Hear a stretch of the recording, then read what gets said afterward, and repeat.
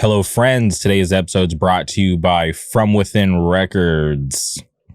This weekend, Statement of Pride will be playing in Orange County, and I am so excited because for anyone who's been following Statement of Pride, they're supposed to come out here way back when Shackled played Program, but they weren't able to make it. So I'm very happy that the time has finally come. So this Saturday, please, everyone who's listening to this, show up to Program. Support Statement of Pride, support Major Pain, Firestarter, all the bands playing. I'm just so excited to see Statement of Pride in California. I haven't seen them since, I think, Hardcore Pride Weekend last year. So I'm very excited. So support Statement of Pride. They'll be traveling all the way out west from Pensacola, Florida, which is far, but it's awesome that they're making the journey out. They're playing a string of awesome shows with Firestarter and Major Pain, so I'm stoked for them. So I'll see you all Saturday. If you're not following From Within Records on social media, please go boot up X, go boot up Instagram, click that follow button to stay up to date on all the current news. And like I always say, please support From Within Records because they support us. If you're looking for high quality merch for your band or for your business, please hit up my friends over at Good Fortune Printing out of Wilkes-Barre, Pennsylvania. You can follow them on Instagram at Good Fortune Printing, or if you want to get in contact with them, please email them contact@goodfortuneprinting.com. You can thank me later. Before we get into today's guests, is anyone following this Hybe versus Minhee drama, which is crazy for anyone who is following it? I just can't believe we might see the end of New Jeans, which is crazy to think, because when you think in terms of K-pop, the level that New Jeans has gotten to is rare. You got to think about groups like BTS, groups like Blackpink. There's not many groups that have gotten to the level that they have, right? You're talking about like cultural resets, just worldwide acknowledgement. It's crazy. So to be here, and this is early in their career, so to be here and to see that the group's future is in jeopardy is definitely not something I was expecting at all, just because they're so popular and just good all around up until now. It's pretty insane. So if you're not following this drama, please go look it up. I'm very curious to see where people lie, because it's pretty interesting. But I just hope at the end of all of this, I hope that New Jeans is able to continue on for a very long time, because they deserve it. Awesome group so far. But on today's episode, we had to track down our friend Grape, coming out of Las Vegas, Nevada, sings for a band called Thousand Wayz to Die, which I'm a huge fan of. I'm always happy to be able to shine light on the Las Vegas hardcore scene. I've been going to shows there since my early days, and I just love being able to shine a light and show support, just because I feel like if I didn't meet my friends in Las Vegas early on in hardcore, I feel like things might be a little bit different. Because if I'm being honest, when I got told by Justin Everyman, who's like, hey, we have these homies in Las Vegas who we think that you guys would click with, you should definitely meet them and see how it goes. So we're like, yeah, let's fucking do it. If they're a friend of yours, they're definitely a friend of ours. And because of that connection, we clicked right away. We showed support, just legit support from the very beginning, with no weird ulterior motives. They were just down for us, and when we were down for them. And, we would make the trip out to Vegas, they would come out to California, and we would just support each other's scenes. Like I remember going to Vegas and just getting to experience a whole new scene, which was insane, because in those early days I had only experienced what was going on in Southern California. At that point, I had never traveled out of the state for shows. So heading to Las Vegas for the first time to hit an out-of-state show was eye-opening, right? People mosh different out there. Getting to see different bands that we'd have only heard about and only listened to on MySpace at the time. So getting to see bands like Folsom, Winch Mob. The first time I saw Will to Live was in Texas. We got to see Death Before Dishonor out there a bunch of times. It was just such a cool thing for us to be so young and to meet people our age that were just going just as hard for hardcore, but in a whole different area. So I'm very thankful to have been able to have met them. And then even through the years, they've been nothing but solid. So I'm always down to support the Las Vegas hardcore scene in any way that I can. So for me to be able to have on Grape, who sings in a newer band from the area, I'm just happy that they're still out there thriving, right? For anyone who's following what Black Path Booking is doing, it's just insane to see them, do a lot of cool shit. Because for a while there was a dark period, and I was telling people, I'm like, hey, yeah, I know things might be, tough out there now, but just trust me, Las Vegas has it. That scene is legit. And like I said, I've been going to shows out there since the late 2000s. I probably went out there my first time maybe around 2006, 2007, that time. And from then till now, I've always been a fan of what they've been doing out there. And over the years, it's always been an honor for me to be able to have people like Dustin on the podcast, Nick from Misericordium, and even now to have someone like Grape on the podcast, and just to hear his passion about where he comes from and how much love he has for where he lives and for his scene. That just gets me so excited, because I'm always stoked to hear from people that are stoked for from where they're at, because obviously I have a lot of pride living in Orange County. Even though I'm a transplant, I've been here 14 years now, which is crazy when I think about those numbers on the board. But yeah, been living in Orange County for 14 years. But I still, rep the scene as hard as I can, right? I try to put on for all the local bands. Shout out to bands like Ruin. We got a new Ruin podcast coming out very soon, so look out for Ruin. They got new music too, which I'm stoked for.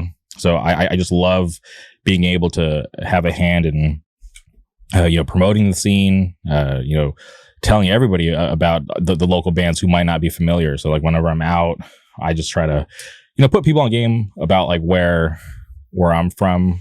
But obviously, when I meet people who go just as hard for their area, it gets me hyped, because I love seeing people with that sense of pride and that much love, for their own city, like I do for mine. So it's always cool for me to be able to talk to people like Grape. So if you've gotten this far and you're not familiar with Thousand Wayz to Die, please hit pause, go boot up your Spotify, Bandcamp, Apple Music, Tidal, YouTube, or whatever. Go listen to the music, and then come back here and listen to Grape and I chop it up. It was a great conversation.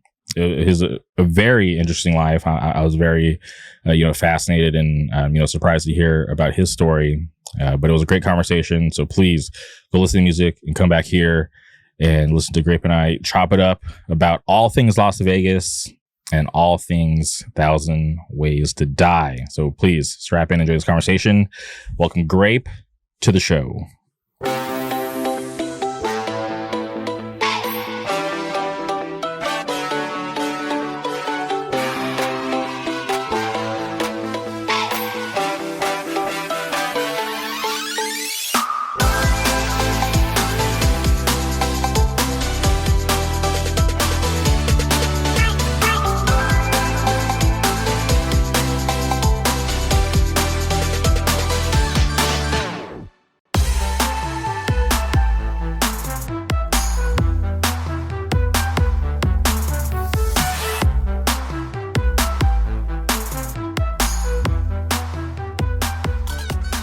All right, and we're recording. Welcome to the podcast, Grape. How's it going? No, it's going good. I probably should have waited to open the beer so it could be like a cool, but it's cool. We still drinking. It's all good. It's all good. But I'm happy to have you on the podcast. Obviously, I had reached out to to Dustin to get in contact with somebody from Thousand Wayz to Die, because I've been a fan of that band for a minute. And I always, want to show love to the Las Vegas scene whenever I can. So when I was, kind of just thinking of who I wanted to book on the podcast, I was like, damn, I should finally reach out to that band. And, sure enough, I reached out to Dustin, who is our mutual friend. And, he recommended that I reach out to you. So I'm happy that you were down to do the podcast today. So thank you. Yeah, man, no problem. It's kind of crazy because I feel like I'm a nobody. Like I've been going to shows out here for a minute, but I still feel like a nobody. Like I ain't, I don't feel like people kind of treat me like I'm some kind of weird ass celebrity or some weird shit like that. But I feel like I'm just a regular person. Like I just love the scene here. You feel me? I grew up here, so man, I'm honored to be doing this. I've never done nothing like this before. Okay, well, I'm honored to have you. And, I have a long-standing history with the Las Vegas hardcore scene, because I feel like I hold that scene to such a special place in my heart, because I, went there when I was so young, just in my life, but also so early on in my hardcore journey. And I was able to meet people like Dustin, Albert, Eddie, Adam, Aaron, and all my OGs, man. Yeah, I fucking love you guys, man, for real. Yeah, and to know that they're still around, putting on for the scene just as hard today as they were back then. It's so awesome for me to see, but also for them to have just been the same from when I first met them to now. I'll reach out for help or for some information, and they're always down to help out. So I'm just very happy to be able to talk to anybody from the Las Vegas hardcore scene. So this is something that I just love to do, and I'm just always happy to shine a light on your guys' scene, just because I always feel like there's always been something cool going on in Vegas, right? There was a point in time where things weren't really popping off, but when you look at your scene today, it's just going buck wild, and you guys get so many awesome shows, and the turnout looks awesome, and the newer bands popping up are awesome. So it's just I'm just stoked to see you guys doing well out there. It's crazy, man. So I was just incarcerated last year or the year before that for about maybe 6 to 8 months. So I wasn't around, and before I got locked up, I actually fucking I was kind of turning away from the scene. I was in drugs bad and shit, so I was kind of focusing on trying to be on my street shit, do graffiti and shit, and do all that other just not hard stuff, And then when I came out of jail, I seen just all these new kids, all these young kids, just going hard, and just they're excited. They were just as excited as I was when I had first came to shows, and it's crazy, man. And I'm glad to see that a lot of the people, all my OGs, Adam, Dustin, Aaron, Albert, all those fools, they've always had the same mindset towards the scene out here, and they've always loved it, and that's what makes me have the same exact mindset. I kind of take after them a lot, because I'm gonna keep it real. I want to be like them one day when I grow up. It's. Those are some cats that I really look up to. They're almost I'm the oldest out of 3 brothers, but I feel like all those cats are my big brothers, and it makes me excited for all the shit that's happening in Vegas. That's really awesome to hear. And I kind of want to just jump back to the very beginning. When did you first discover that there was a hardcore scene in Las Vegas? All right, so peep game, right? I've never hid who I was when I was a youngster. When I first started coming to shows, or when I first started hearing heavy music and shit, I was into very mall metal shit, mall metal bands like Slipknot and a lot of scene bands. A lot of the cats that I hung out with were scene kids, you feel me? And I just started listening to all that scene shit, and I wanted to be a little scene kid myself. So I grew up being a scene kid and shit. And then around 2013, 14, I started hanging out with this dude. And his big sister would always talk about, oh, well, Vegas has local shows. These aren't just fucking attack and all these weird ass fucking mall shit. There's local bands here, bands that I wouldn't even care to name right now. These are bands that are like long gone, but I was like, oh, word, like let's see like what's this about? And I went to my first show, which was some fucking random ass like metal bands from out here, and it was at the Southern Nevada Sports Center, a venue that no longer exists. But it was my first local show, and then I started going to more gigs after that, like Eagle. I seen Oceano there, fucking I Declare War, like this random ass big ass tour at this floor venue. And after that, a couple years passed, and I started going to Eagle and shit like that, and I started getting familiar with people. I meet a lot of my close friends that I know today. A lot of these people. One of my homies, his name is Sean Wagner. He lives up in Chicago right now, but he actually comes down and plays bass for us. So he tries to like come and travel to do that. But he put me onto a lot of other bands, like a lot of actual hardcore bands like Minority Unit and like Half Heart and shit like that. And after that, you know how it is, man. Like you want to listen to more and more. So all I did was just figure out like artists and I didn't really think that there was a hardcore scene here, like that type of hardcore, until I met up with a couple cats named the Pinas. Shout out my homegirl Jocelyn and Juan Pina. They were doing like these mainstream Eagle shows, but they were also going to Eastside Joe's. You're familiar with Eastside Joe's and shit like that, right? Yeah, place is crazy. Yeah, bro.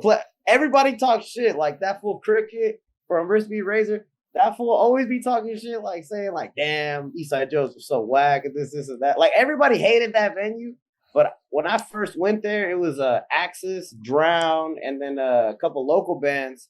Acid Rain actually played there, and I loved it. I was like, I don't want to go to any other show that's not at Eastside Joe's, and I just started getting familiar with other people that were in around that scene, and then it blew up, like for me, everybody started to take a liking to me. And I met Dustin a little bit later on, and then he just kind of put me under his wing. And then I fucking ended up working at his Jimmy John's for like a fucking year and a half, shit like that. Damn, that's a throwback because he doesn't even work there anymore. Bro, hell no, man. We're all long gone. We're all gone from fucking Jimmy John's. Like that was a crazy time. What's crazy is I had Jimmy John's for the first time in Vegas because of Dustin and Albert when they used to work there, and yeah, I never heard of it before, but yeah, because of them, that was the first time I ever had Jimmy John's.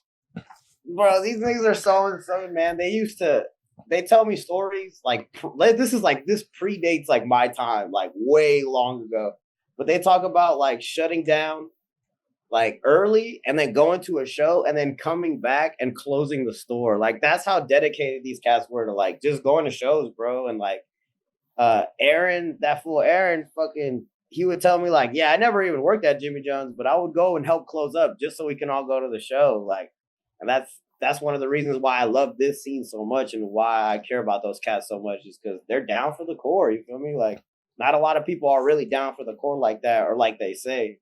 And especially here, this scene, I feel like it's a lot of people that kind of like, they do it for their own like selfish reasons instead of like trying to build the city up, Yeah, 100%. Because I feel like it's such a unique place. So the fact that there's such a cool hardcore scene, I would always imagine that people would want to, kind of unite and, kind of like, like be stoked to be able to have like an awesome scene in such a unique place, right? Because it's like an awesome place to be, right? You can get into a lot of things in Las Vegas, but also, but also it's like a gateway to California, because everybody's like, we want to get to California, we want to, get to In-N-Out, we want to go to the beaches, whatever, blah blah blah. But most of the time they're going to be passing through Vegas or Arizona, so. You'd think that, all right, well, cool, like let's make this a destination, which I feel like Black Path has done that like as of late. So I think it's really fucking cool. Yeah, man, it's dope. And like before, a couple years back, let's say like 2017, 18 and shit, I'm 24, you feel me? I'm about to be 25 this year. And when I was around 18, 17, I was helping a couple cats like the Pinas. That's who I used to surround myself with a lot, who introduced me to like just basically a mindset of like loving the city and like putting on for the city. And we used to book shit with a little thing called Solid Ground. And you know, that was when the scene was like dark times. Like nobody wanted to come here. Like people were like, Vegas, what the fuck? Like, what's in Vegas? Like nothing. Like, and there was some crazy things that happened around that time. Like Momentum, when they were getting like up, like when no one really knew about Momentum too much, they came and played my house when I was booking with that little thing. You know, they came and played my house with Revenge Season. Ooh, we don't want to talk about that though. Like, there's some crazy shit that be happening. You feel me? And I think I helped.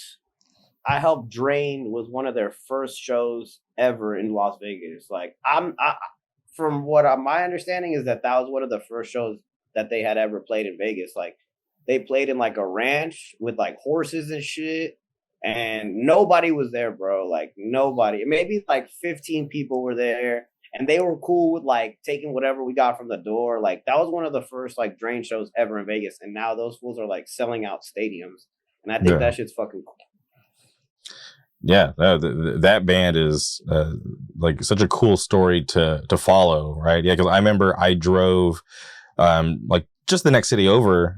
They were playing with Dare for like Dare's like, you know, tape release, and you know, I just got put onto Drain. And I was like, wow, this band's awesome. And then to be able to watch them just, you know, kind of just, you know, shoot off into the sky and become this big ass band. It's so cool to see. And it's just, yeah. And it's one of those things where like, you know, had some interactions with them and just, you know, just happy for them. Like it's cool. It seems like, you know, all their hard work is, you know, paying off, and it's well deserved. So like when I see them, you know, announce that they're, you know, opening for Blink-182 in Denver, I'm like, that's fucking insane, but awesome. Bro. Yeah, man. And you know what? A lot of people, they don't like that shit, bro. Like they don't like when bands blow up and they think like for a good example, Turnstile and shit. Like people be hating on Turnstile, but it's like, them niggas made it, bro. Like they're really doing it, like what they wanted to do. They're making something that they love a career, and it's like there's people who hate on that shit. That shit's corny. I think that shit's corny. I think people who hate on like Bane and Drain, even Tsunami, bro. Like, cause that fool Mike Durst, the homie and shit, and like they be hating on all these bands and making fun of them, but it's like those fools are making fucking racks playing hardcore, like. That's a dream that we all fucking have. No matter what you want to do with hardcore or not, that's a dream. Like everybody would love to make music playing. Like everybody would love to make music and make money at the same time. You feel me? So I think that shit's crazy, man. That all these bands can play such small little places, and then out of nowhere, not only skyrocket, but then that scene also takes off in itself. And Drain been a band for a minute, bro. Like.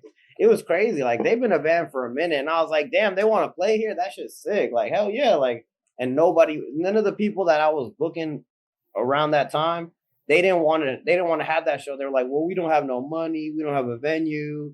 No one really knows who this band is." And I was like, "Well, I know. I'm a mosh," and I was like one of the only people that moshed like during that set. It was fucking crazy, man.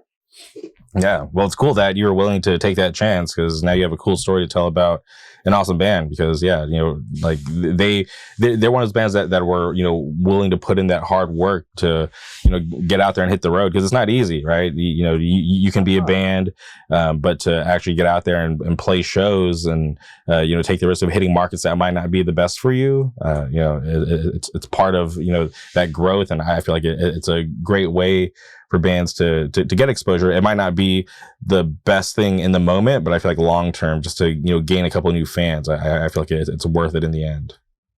Hell yeah, that shit's sick, man. And you know, people, I feel like a lot of the young kids, they kind of miss that, and I feel like there should be people out there that like touring bands that kind of guide those bands and like younger bands into like touring, man, because it's cool to be local legends and shit. I'm perfectly fine with being a local legend. Like I love that people pop off for our shows. It's very surprising when people, you know lyrics that I wrote when I was in jail, or fucking singing shit back to me, you know.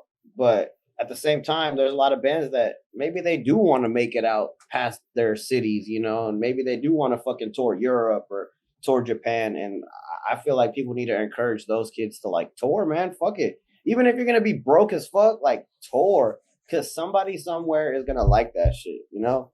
And that's I feel like people are scared to take that chance. 100%. Yeah, I feel like if you're able to, yeah, take that risk because the longer you wait, like I feel like the harder it's going to get. So if you're a new band, it doesn't have to be a full U.S. tour. Do like a weekend, hit a couple cities, and then just kind of build upon that. Because you mentioned bands like Tsunami, like seeing that band just explode out of nowhere. It wasn't just handed to them. They had to hit the road. They're putting in the hard work, and just like Drain. Like I feel like those guys all deserve everything that they have. Coming for them. And once again, I'm happy to see it. Like they just did that tour with Kublai Khan. They did that short run in Texas, and they're about to go to Australia. Like they came and played here for that Sick New World. Yeah, it's Sick New World. Yeah, 100%. Yeah. So they're doing crazy shit and ripping venues apart, man. This shit's awesome. Yeah, like they're like I've seen that, dude. I went and saw them in Bogota last December, and that shit was that was mind blowing because just being first time just leaving the country for hardcore, but then also just seeing kids going just as crazy in another country as they do like here in the States for Tsunami, like singing along mosh and going crazy. I was like, this is crazy.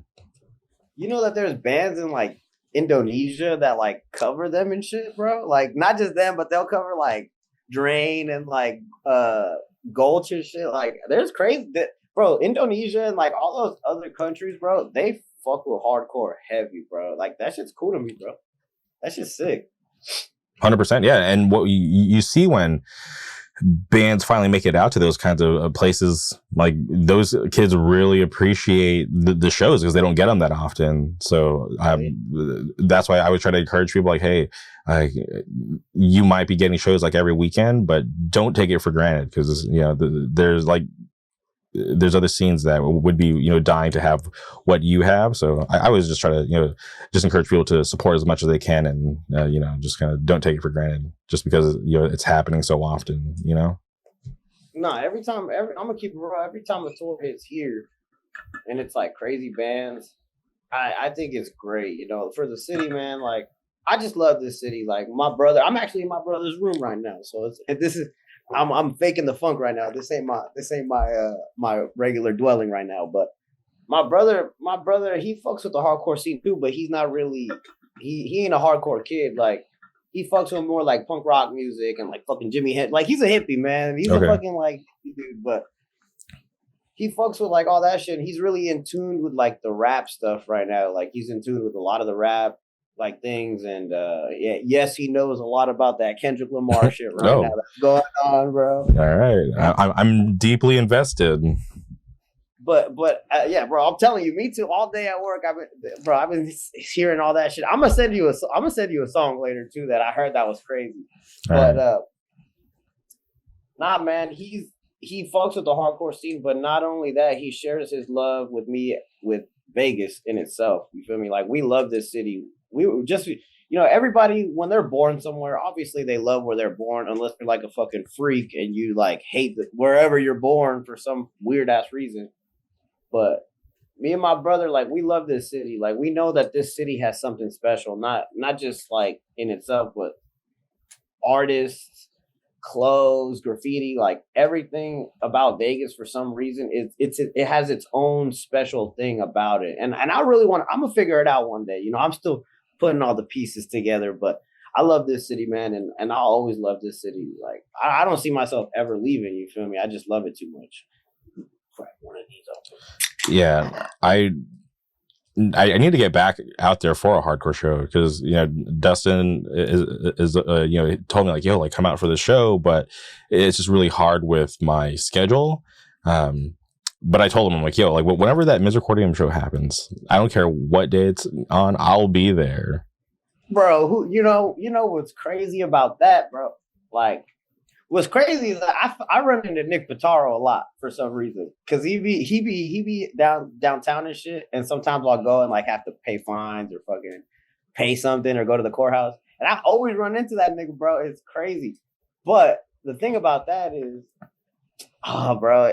People have been saying that shit for the longest, and I'm starting to lose hope a little bit. But I think it's gonna happen. It'll happen when it happens. Like it'll Yeah, happen when it happens. you know, Nick was on the podcast last year, and he said it was going to happen. I don't know if he ever said it publicly, but he told me that it was going to happen. Like I thought there was going to be a date announced, but it just kind of fizzled away. So Nick, if you're hearing this, or Dustin or anybody, please get back on it. Bro, I would love to see that. Press him, bro. I might have to press him, bro. Y'all gotta press him, bro. We gotta press Nick, bro. Be like, yo, quit fucking around. Like, let's get that shit going. Cause that shit would be sick. I would want to play that shit. Like, even though we're not that style of music, bro, that's Vegas, bro. And I was a deathcore kid, so that's just it's just perfect, bro. I can't even. No, 100%. Back in the day, Misericordium, they'd fit okay on any bill. It wasn't weird. They played all sorts of types of bills. And people would fuck shit up, bro. And they always post throwbacks, like, and it's like, stop posting a throwback. Like, let's see the updated. Let's get all the young kids in there, bro. It would be very crazy to see them play like Legion or some shit. And then like all the young kids like have no idea what the fuck is happening because they're getting beat up by old people everywhere. Like people like there's just like this dude's fucking 45, he's fucking people up. Oh man, it would be crazy. It would be insane. And I can't wait till that happens. I know it's gonna happen. I don't know when. It could be fucking 10 years from now, but when that shit happens, it's gonna be awesome. Yeah. Well, next time you cross paths with Nick, just kind of give him that little nudge. Just be like, hey, whatever happened to that show? Nah, bro, I'm gonna get mad. I'll be like, you better fucking play that shit. I'm gonna be like, y'all better fuck. Cause they be practicing, bro. Like he be posting that they be practicing and shit. And I'm like, yeah, y'all better play. Like, y'all gotta play all that shit. I'm trying to hear fucking Yamato and shit. I'm trying to hear all types of crazy shit. And that's a big thing too right now is that deathcore revival shit. Like a lot of kids, it ain't my thing no more. Like you kind of grow out of certain shit. I'm not hating on it. But it's not my thing, like that whole deathcore revival shit. I'm gonna keep real though. I've been listening to some little deathcore revival bands, and I'm like, this shit is crazy because there's so much 808s on this shit. Like all they do is fucking add crazy 808s and crazy breakdowns. But that's a big thing, man. Is like that fucking that slam shit too. A lot of kids been doing a lot of like the slam revival shit. Like people be doing. There's a slam band from out there. One of the young homies, like he be trying to do that slam shit, and I'm like, hey man. Listen to fucking Foundation or some shit. Like fucking like listen to Allegiance, bro, and fucking start a band like that. Like, and then they're just like, yeah, bro, I just fucking love what's that band from out here? There's a slam band from out here. Cerebral Incubation, I think it's called. I'm not even familiar. That sounds crazy. Bro. Yeah, they have like a slam band from out here called Cerebral Incubation, and they were supposed to play like a comeback show, but that band was super huge out here with like the slam kids, and like those fools be posting that shit like all the time. And that's Vegas, bro. Like I respect it because it's Vegas, you know. Vegas has such a melting pot. That's what a lot of people don't call Vegas that no more because it's such an old head term, but it's really a melting pot, and it still is a melting pot. Like you feel me? That a little Vegas history is like.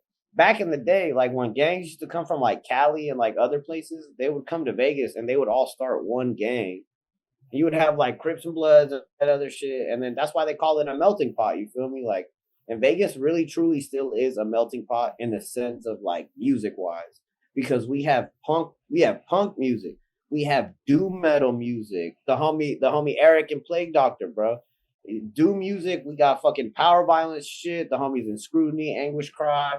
Like they're doing all that fast shit. We got punk music. And then we just have fucking regular fucking hardcore music like us, like the tough guy shit. Then we have the little homies, Blush Hour. Those cats are really doing big. Shout out the young homie Ian. He plays in every single young band that they're starting, man. And like he just wants to start bands. Like he does not give a shit, man. And it's fucking. And I respect this kid so much, man. He really gets it. Like he gets the love for Vegas. And it's like, you don't see that too often. You know, a lot of the young kids just come and want to dress up and put their clown music on, clown makeup on and shit. But he really is about it, man. There's a lot of kids out here that they get it, man. And a lot of old heads, they just kind of brush them off of their shoulder, like whatever. But it's like, nah, man, like this kid really gets it. Like this kid is the future. Like he is the future of the scene, you know, and it warms my heart, bro. It warms my heart. Yeah, you kind of want to, you know, just let those kids know, like, hey, we're stoked to have you, because kids like that are that passionate don't come around that often, right? So for someone like him to want to just start bands, because that's very important, right? Because it's you know, a very important piece to have is to have local bands, because that's going to be a key way to inspire people to be like, hey, like this is doable, like this is right here in your backyard, you can do it too. So shout out to, you know, all the young kids doing cool stuff. And that's the craziest part, is that's what made me want to like be a part of the scene, because a lot of the cats that got me into the stuff were like, hey, look, like when I first started like going to shows, I was always like, yo, these guys are too cool for me, and like these dudes are like fucking, they're rock stars. Like I thought everybody was a rock star, bro. Like I thought every single person that I met that played in bands was like a fucking rock star. And then one day I met my guitarist, my second guitarist. His name is Justin Hool, bro, and his brother's name is Andrew Hool, bro. They've been playing in bands like since before my time, and they played in a band called Keepsake out here.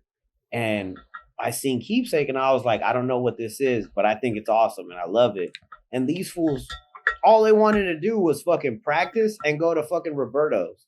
Like these fools were just regular niggas, bro. Like they just wanted to do regular shit, like go to the mall, fucking go to Sam Ash. Like, and when I started kind of hanging around those cats, they were like, yeah, bro, you should start a band too. Like, why don't you start a band? Like, or why don't you fucking come with us to California? Do you remember a place in California? You know that band Frustrated, right? Mm-hmm. Yeah. That fool, Pierce Webster. I think that's his name, right? The drummer of that, he had like a thing called Dad's Den. Yeah, the Dad's in Marietta. Yeah.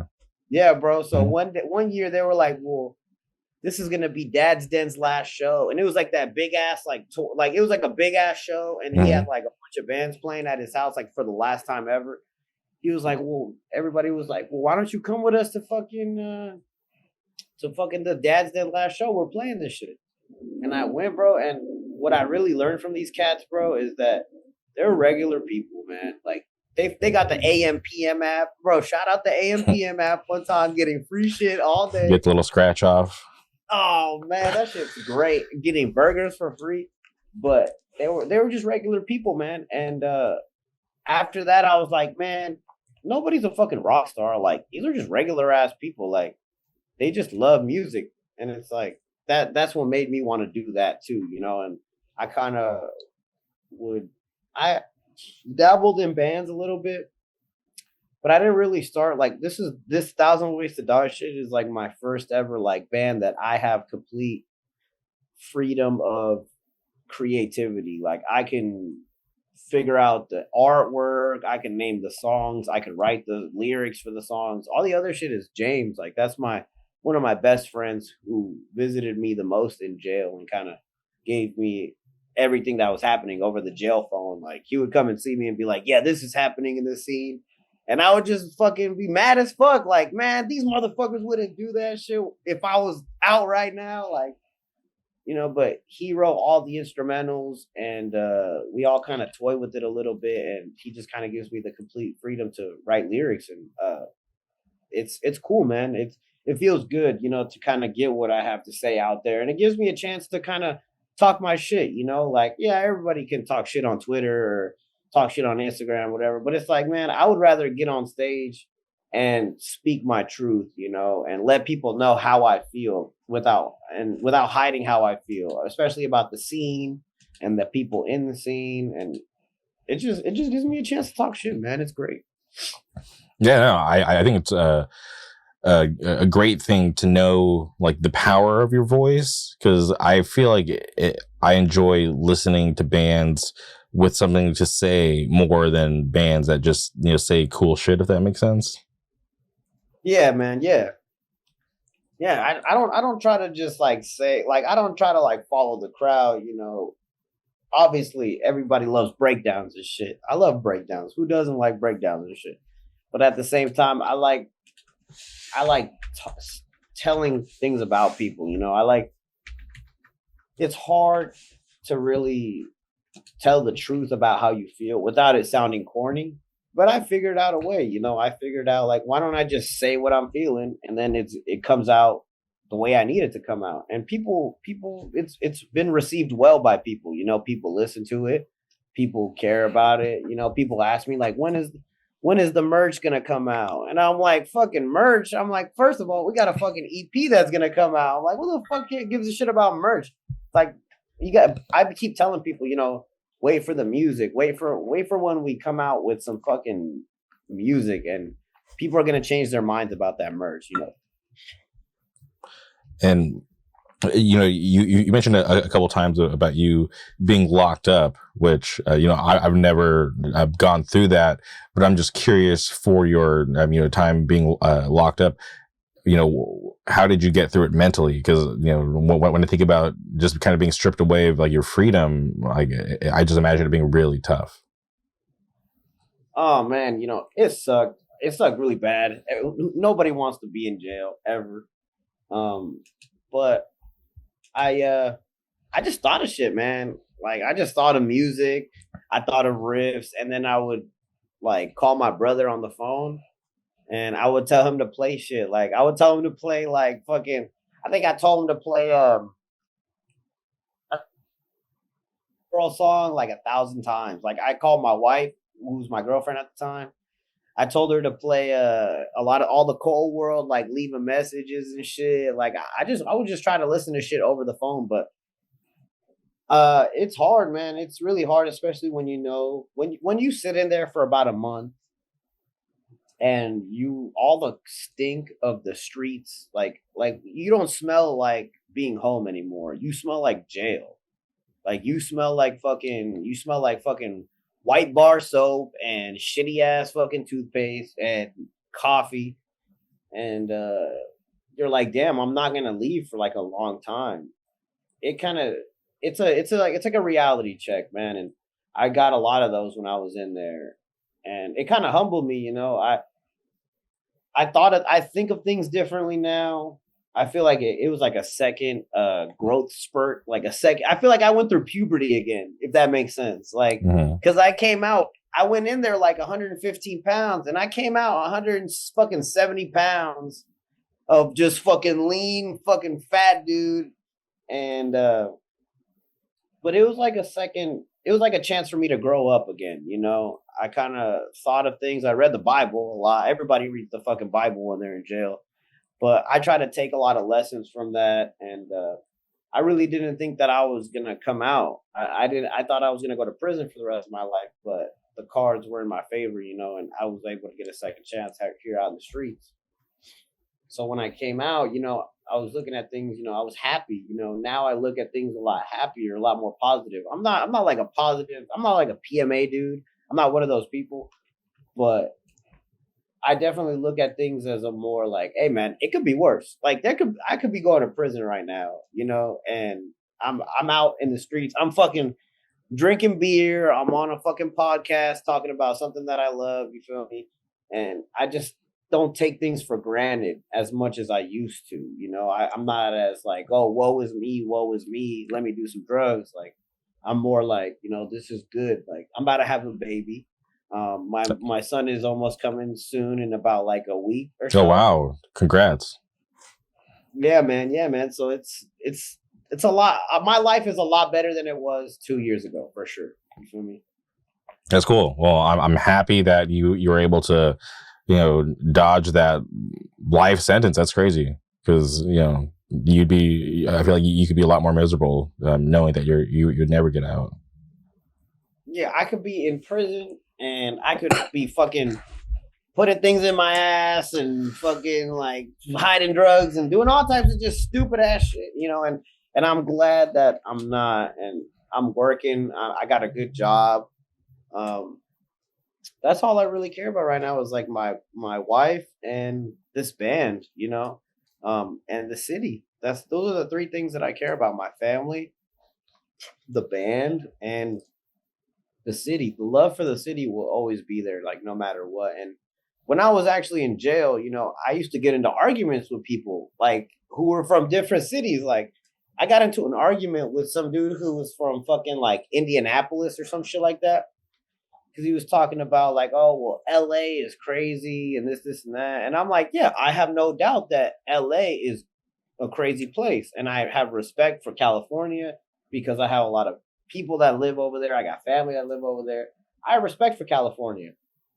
But there are people that come from California or like other places and they say like Vegas is watered down, Vegas sucks, there ain't nothing in Vegas. And it's like, well, you're in Vegas, like you're locked up in Vegas. Like you can't, how are you going to say all these things about a city you're locked up in? Like, obviously you're going to feel sore about a city you're locked up in because those police are the ones that caught you. But I used to get into arguments all the time about that. I used to be like, nah, man, like Vegas is great. Like Vegas is a cold city, man. Vegas is a very vast, dirty, stinky, rotten fucking place. And I love every bit of it. I love it all with all of its flaws, all of its pros and cons. I fucking love Vegas. And a lot of people don't share that same love, and they fucking move away or they move back to where they're from. And I feel like I feel bad for you, like I feel bad that you didn't get to enjoy the things that I enjoy. 100%. No, I have a ton of great memories, in Las Vegas, and I'm hoping to get back there soon. Just honestly, like went there for a show. Was it like about a month ago at this point? But it was like a concert, not like a hardcore show. It was like a concert. It was a real quick thing. Yeah. But then before that, like I like randomly drove out there for lunch. Like it was during the pandemic. Me and my buddy Garrett were like, dude, we're so bored. Like, what are we going to do? And I was like, I have a crazy idea. So I called up Aaron. I'm like, yo, like, what are you doing today? And he's like, there's literally nothing to do. Like, why? I'm like, dude, like, let's get food at Cracker Barrel. So me and my buddy from out here, we just drove to Cracker Barrel and met up with Aaron and ate food in the parking lot. It was the most like random thing, but we were just like losing our minds out here. Man, Cracker Barrel. I haven't been to Cracker Barrel in like years, bro. Like, holy shit. Like, Cracker Barrel fire, bro. They got that fucking pot roast. I think the last time I was there was like around the time that I was first starting to smoke weed and shit. So I went and I went with some girl, like just on like some random shit. And it was so funny because I was at Cracker Barrel and this girl was trying to talk to me. But this is like the third time I've ever smoked weed. So I'm sitting there fucking just slamming down this fucking the pot roast that they got, and she's talking, and she's like, and like asking me questions, and I'm like, I was like, I don't give a shit. Like, I'm eating this food right now. Like, man, like it's that type of shit, man. You get into a lot of crazy shit like that, like weird stories. I got a story that I really wanted to tell, like on this, Oh no, come on in real quick. Yo, check this out. This is my brother right here. What's going on, man? Nice to meet you. I'm Julian, man. What's up, man? I'm Jamie. Nice to meet you. Nice to meet you, man. Sorry to interrupt, man. No, you're all good. You're all good. I'm in his domain right now. Yeah. I just got back from work right now. No. I like your room, though, man. You see, I'm a man of the same type of thing, man. Hell yeah. No, yeah. I'm digging all the posters. Oh yeah, brother. Yeah, he has some crazy shit. But yeah, I'll leave you guys to it, though, man. All right, nice meeting you. Oh, yeah. The crazy shit that you could get into Vegas, like for me, when so it's cool that we have all these weird venues. Vegas, we don't have a lot of solid venues. That's the cool thing. It's cool, but it's not cool at the same time because there's a lot of bad apples that kind of like to ruin venues for people who really care about the scene, like Outlook Fanzine, fucking 1-800-Deadass. All those cats that like really they grind, man. Like Dustin, he did a crazy job at like finding Legion and like stamping it for Black Path. Like Vegas, that, and it's a VFW. Like who doesn't love a fucking VFW? Yeah, it's like a throwback. Yeah, bro. Cheap drinks, good times, good hangs, and it's all ages. That's really hard to find in Vegas. Is like all age venues. And but I remember one specific time. This is when I was really bad into the powder. I was in Berlin Bar, which is a bar downtown. I have no idea if it's still a bar anymore, but Outlook Fanzine, they booked, I think, Choir Boy, and a couple other bands, and it was like a mixed crowd of people, and I had downtown is like where a lot of the cats like this. That's where like the graffiti is at. Like that's where people go and fucking you could do graffiti and people don't fucking really bat an eye because it's like the art district, you know. So I'm walking around and I didn't want to pay $8 for one fucking beer, you know. I was like, there is no way I'm paying like $8-9 for one beer. So I walked down the street on Charleston and Las Vegas Boulevard, got me a 6-pack from the Chevron, fucking tossed it over the fence to the homie Gabe from Chasm, also Misdirection, the NWA of Vegas, low key. But I passed my fucking 6-pack over, and then not only that, but I had a little bag of like the white powder on me. So I'm sitting in the bathroom. A band is playing outside. The bar has music going, and I have music playing on my phone. And I'm sitting in this bathroom, like just trying to do lines and shit. Like, and I think that was around the times where I kind of realized maybe I should focus, like I should turn my focus back to hardcore, you know, and I should not get it trapped in my own ways. And then I got locked up like 2 weeks later, man, and it sucked, you know, because that was around the time where I was really gonna stop fucking around and really kind of try to start a band. And I really was trying to start this Thousand Wayz to Die shit like 3 years ago. And I was caught up in like all the shit that I was doing. And like that's how grimy Vegas is. Like that's how crazy Vegas people can like be. And it breaks my heart because some people choose the wrong path, you know, but what are you gonna do, you know? Yeah, well, luckily you're able to, you know, make it out so far, and you know, it seems like you're kind of on a good path right now, right? You know, finally have the band, you have a family, you mentioned good job.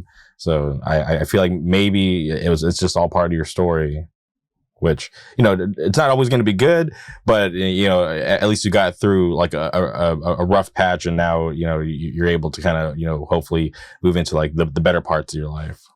Oh yeah, that's the lore. That's something that's like a new term that I've been hearing a lot. Is like the lore, and I'm like, damn, I guess I have lore. Like I don't know, like maybe I guess I got lore. That's more than whatever. Like these are just fucking stupid ass stories that I would tell at NA meetings.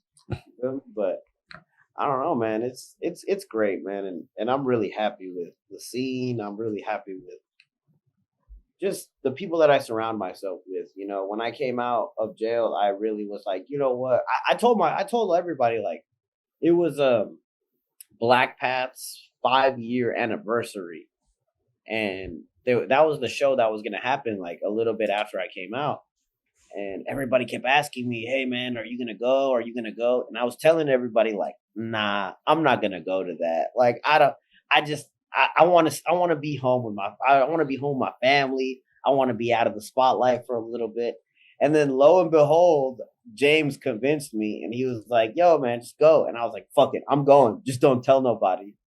And I showed up, and I made it on fucking Fools Gone Wild, moshing at that fucking show. Like, it was like the most random thing ever, you know.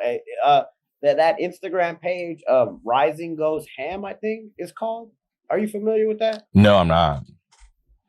So I guess they go to shows, bro, like everywhere, like in Cali and Vegas. They came out to that because Mind Force and I think Drain was playing. I'm not sure who was playing, but they came and they filmed videos of like the show that was happening, and then they posted it, and it blew up. And then Fools Gone Wild posted a video of me moshing, and they put like Last Resort as the background, like, and I was like, this is not what I wanted. Like this, I just wanted to go and mosh and have a good time, and it was crazy, man. And ever since then, I'm like, you know what? I'm gonna fucking focus on just the music. You know, I want to focus on the hardcore scene because I feel like this is the perfect time to do it because there's a good crowd. People are gonna love what I hear, and it gives me a chance to put on all the young kids to like things that I like. You know, like a lot of the crazy bands that I listen to every single day, and like Hatebreed and like Sworn Enemy and fucking 100 Demons, like I post all that shit, or I'll tell people about like, hey, listen to this song, go listen to fucking Heavy Lies the Crown by All Out War, like, and kids dig that shit, and you could tell that it changes their mindset on like the music that they want to play, and it influences them a lot, and it's great. I think that's cool. You know, it gives me a chance to do that, and I'm glad that I can do that.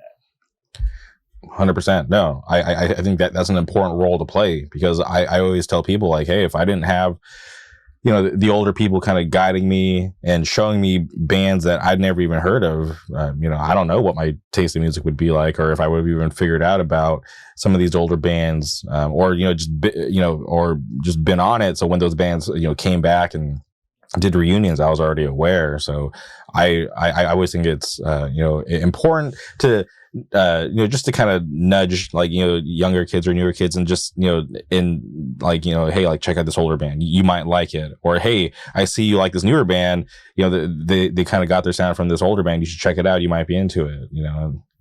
Hell yeah, bro. And you know, it's crazy because that's what Dustin was to me. Like, that's what Dustin was. That's what Aaron. Okay, look, I have one thing to say about Aaron, bro. Okay. Aaron, when you try to talk to Aaron in like a social setting, he's very like kind of like dismissive. I love him to death. He lives right here down the street from my house. Like, he's like one of the East Siders. Him and Albert. Like, I live on the East Side of Vegas. Okay. And like the East Side gets like a bad rep because it's like, oh, the ghetto side. It's not the ghetto. We are not ghetto over here. This is like a this is like a mid part of town. I love the East Side, but Aaron, when you try to talk to him like in like a social setting, like, he cracks his jokes and he's like whatever. But I've had encounters with Aaron where he has driven me to a lot of shows. He has given me rides to shows. Every single time I need a ride to a show, he is so down to pick me up. And he has put me up on game on not just like Vegas bands, but just like a mindset to have towards younger kids or the scene, or like if I feel angry about a certain person, or like if I feel angry about a certain group of people, he kind of tells me like, hey man, like, fuck them, like, we're doing our thing. Like, you know, he's very fucking crazy. He said he drops gems on me like all the time, and I'm glad that I had the right people to guide me to where I am, and I really hope that I am that same guidance to like certain people, you know. And Dustin put me on to crazy bands, bro, like Caliban. Like, he put me on a Caliban. He put me on the fucking Cast Aside, bro. Cast Aside is one of my like biggest influences, not just like sound and like lyric wise. Like, I really want to sound that shit's tough, bro. Like, I want to be, it's so hard. You cannot be that fucking tough. Like, you can't be that fucking tough, bro. Like, that band is so insane. And I still listen. That shit's like one of my daily fucking, I spin that shit all the time. Like, the self-titled, all that shit's sick. And I really hope to God, like, one day I can be that for the younger generation. Like, oh, this fool put me on, or this fool fucking showed me this. And you know, one day I'm not going to be here. You feel me? I always say like, oh, I'm going to live forever. Like, oh, whatever. Like, I'm just going to live forever. I don't care. But one day I'm not going to be here. And one day a lot of kids are going to have to figure out things without me. And I really hope that I could plant the seed in their head. Like, okay, well, I was warned about this, or I was told about this, and this is how we need to deal with this. And it's just crazy. I got a lot of love for those cats, man. Like, I really do. Yeah, no, I feel like you're lucky to have those guys, because you know, I truly respect Aaron, because being a young kid and just hearing about you know, his involvement in the Las Vegas hardcore scene in the early days, and just for him to just be one of those guys that is down for life, right? He's true.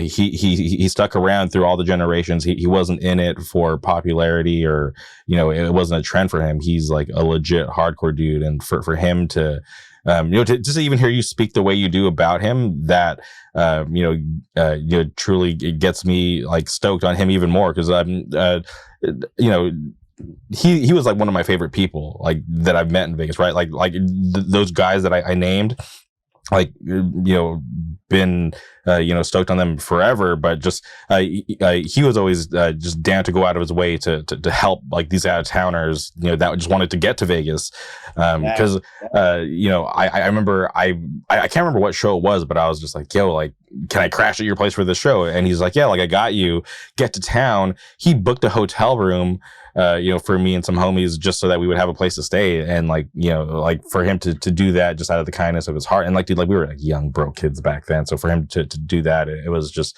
something that I'll never forget. And then even like for them to not only be down for Las Vegas, but dude, they drive out to California for shows, and they're always down to support. So it's just like, yeah, like hearing you speak so highly of them, like, yeah, that's just awesome. And it just reminds me that like that is who they are. Like they are like good, respectable, like people, and who are really down for hardcore. They do that shit for the love of the game. Like that's the bona fide, like downright way to say, like straight up way to say it, is that they're down for it for the love of the game. Like this shit's a game, man. Like people need to realize that shit. Like you gotta do certain shit to like move a certain way, or you gotta. It's not even because of looks or fucking the way people think. Like they just love this shit to the bone, and it's crazy to see, because that makes me want to be like that. Like that makes me want to fucking be like, well, like when I got out of rehab after I got out of jail. So I did 6 months in county, and then I went to rehab for about 2 months. And when I got out, and when I started really realizing, like, you know what, I really want to focus on this scene, I would tell Albert, I would tell Aaron, I would tell Dustin, like, what can I do? Like, besides start a band, what can I fucking do to just help the scene? Like, not just grow, but just what can I do to keep it healthy and keep it alive?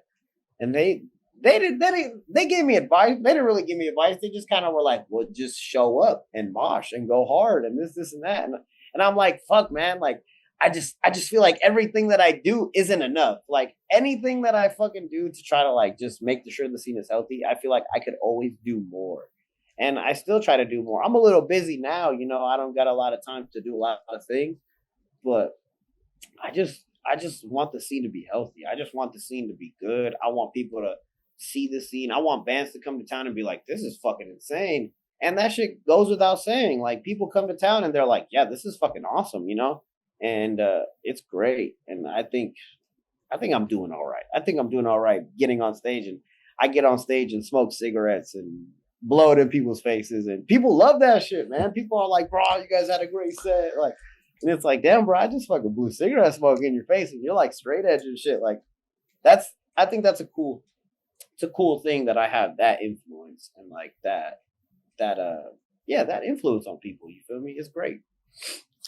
And I'm just curious, blowing smoke in the face, not to be disrespectful, but you're just doing it because it's part of the show, or are you doing it? Or oh, it's crazy. Yeah.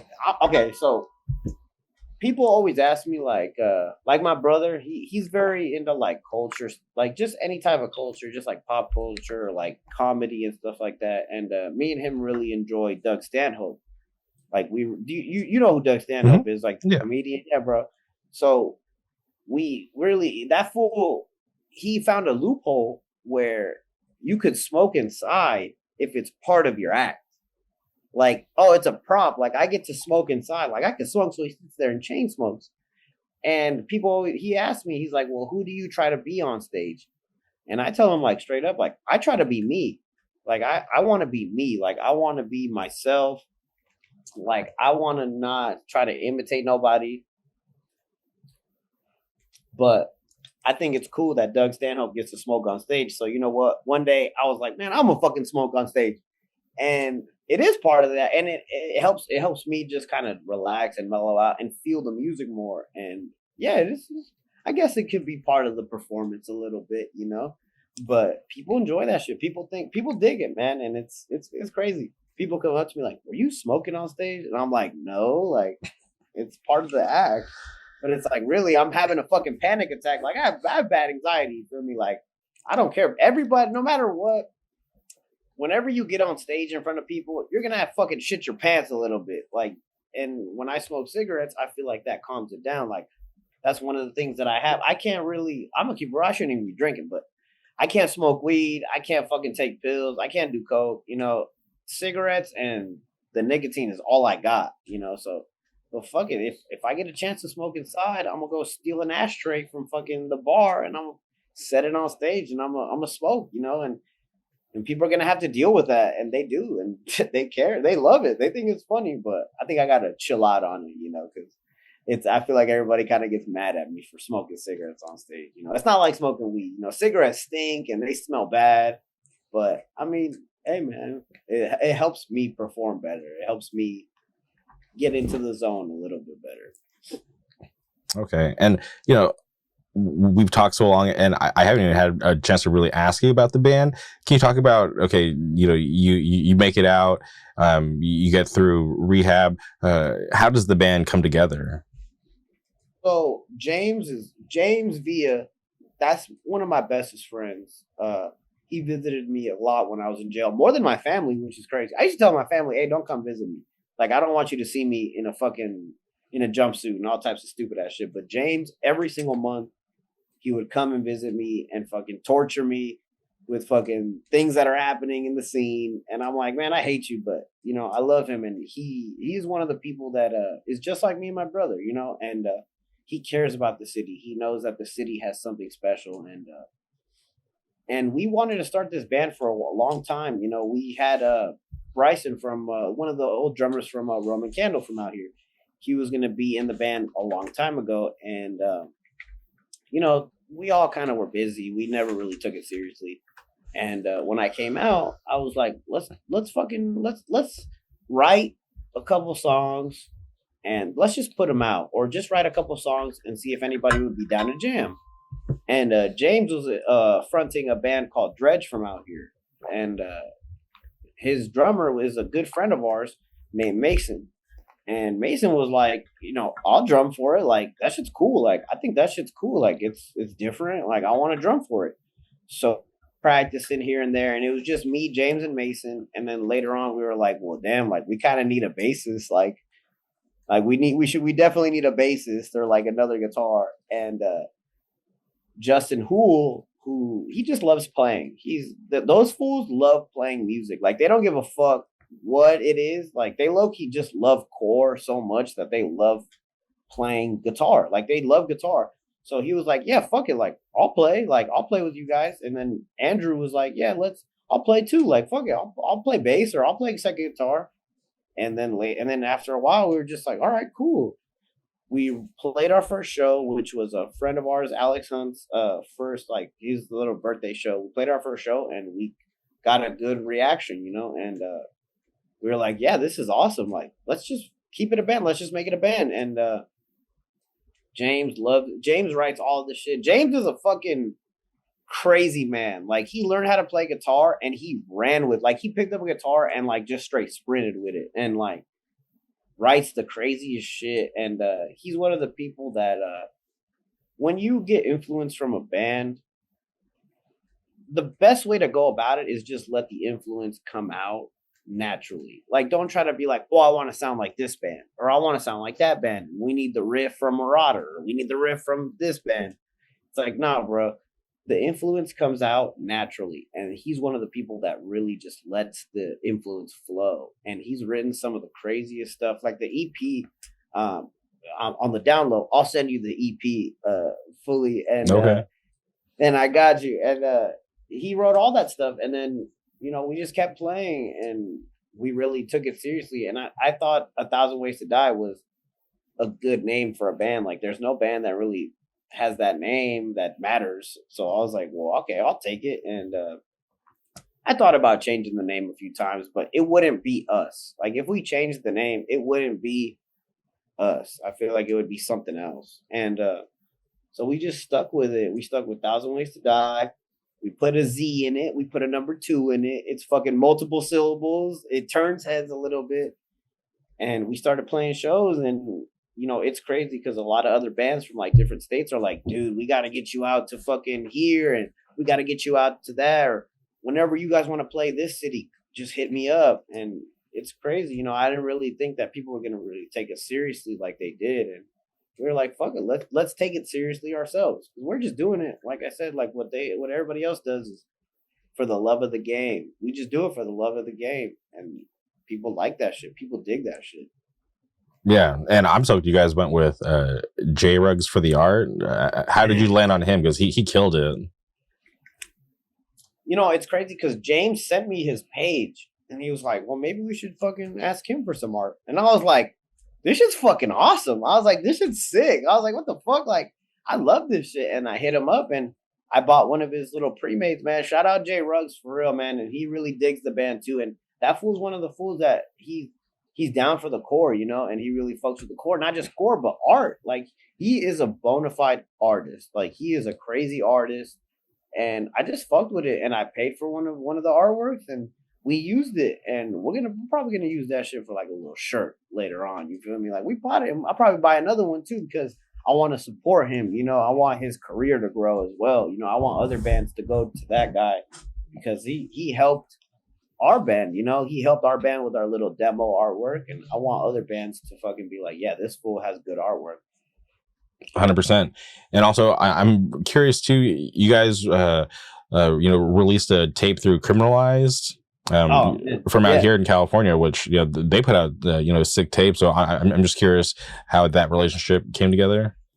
Well, we just played that big ass fest with Death Before Dishonor and shit, and I know people. I don't like to introduce myself to a lot of people because I feel like, people are a little too cool for me. Like I just feel like they're like, I hold people to a big standard.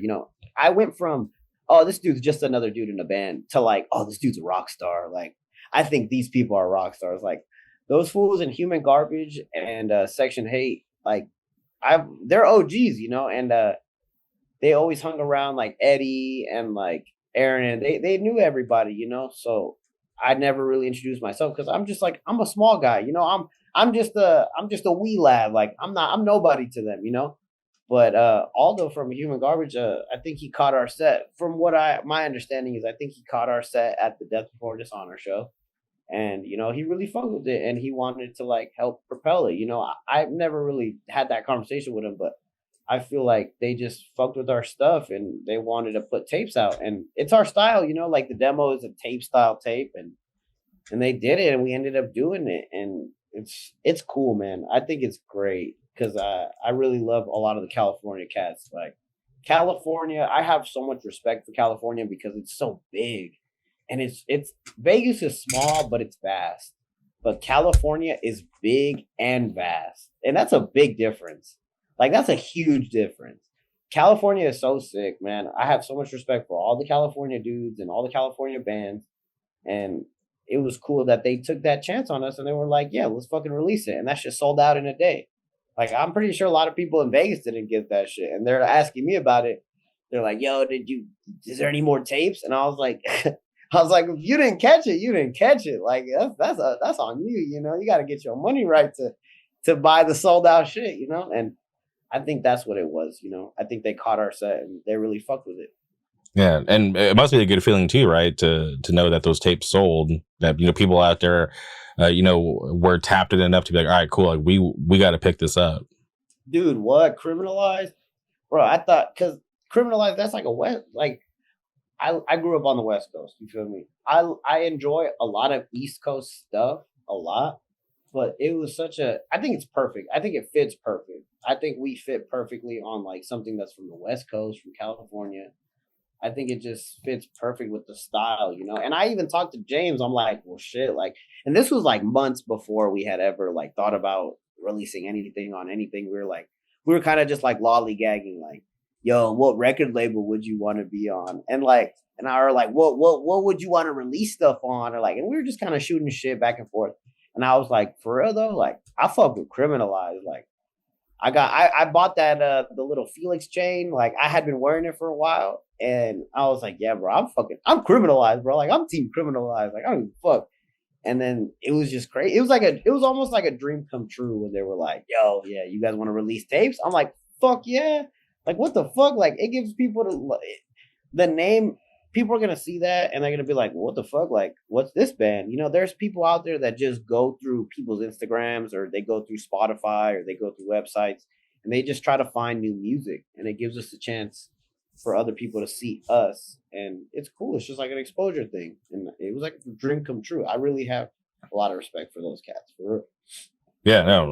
When I saw that, I was stoked because I'm like, all right, cool. Like that's a good, platform for you guys to release that tape through. And yeah, just knowing that it sold out, yeah, I'm stoked for you guys because it definitely just shows that people know the name and they're paying attention. So I'm stoked that it came through, especially that it came through naturally. I feel like that's always like makes things a lot better too.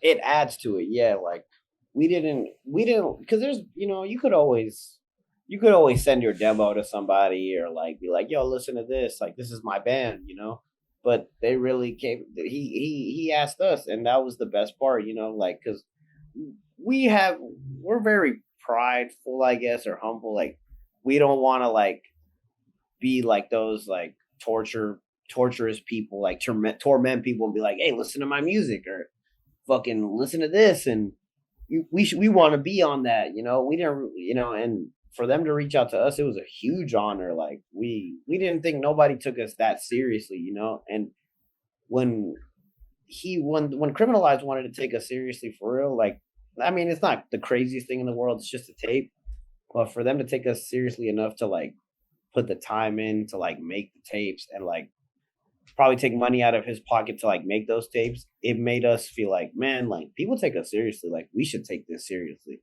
because we just want to be local legends. That's really it. Like we want to be like fucking like Folsom was a fucking local legend. Like if we're being honest, they didn't make it nowhere as Folsom, but they're spiritual world now. Like, but Folsom is still crazy. Like there is no band in the world that sounds like Folsom, and I tell everybody, like, if you can find a band that sounds like Folsom, I'll give you $1,000, like straight up, like out of my pocket. Like find a band that sounds like Folsom, and it's like they are their own sound. And that's one of the things that we want to be with this band is like we want to be traditional, we want to do certain things and that sound a certain way, but we want our things to be like that's Thousand Wayz to Die. Like that's us. That is a reflection of us as James as a musician, Justin as a musician, Mason as a musician, and then me as a vocalist. Like I want to be my own style. Like I want to talk about certain things that happen to me that has happened to nobody else. You feel me? Like, so it was a huge honor, and I'm very excited, for the future and what the future holds. And I want to kind of pivot to you mentioned this EP.